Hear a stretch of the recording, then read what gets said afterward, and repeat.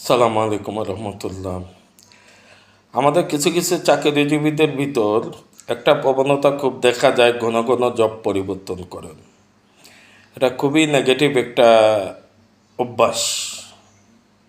কারণ আপনি একটা প্রতিষ্ঠানে জব করলেন, আপনার চাকরির মেয়াদ ছিল 1 বছর 8 মাস, 1.5 বছর।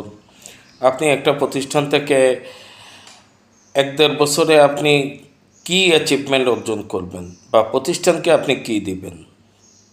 ঘন ঘন জব পরিবর্তন করা আমাদের মতো রিক্রুটারের কাছে কখনোই পজিটিভ অ্যাপ্রোচ না।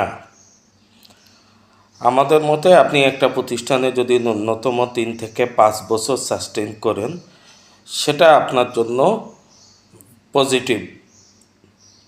3 বছর একটা মানুষ যখন একটা প্রতিষ্ঠানে জব করে, তখন সে প্রতিষ্ঠানকেও দেওয়ার অনেক কিছু আছে, প্রতিষ্ঠান থেকে তার নেওয়ারও অনেক কিছু আছে।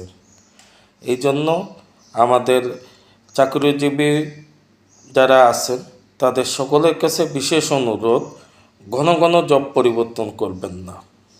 এটা আপনার ক্যারিয়ারে একটা নেগেটিভ মার্কিং হয়ে থাকবে।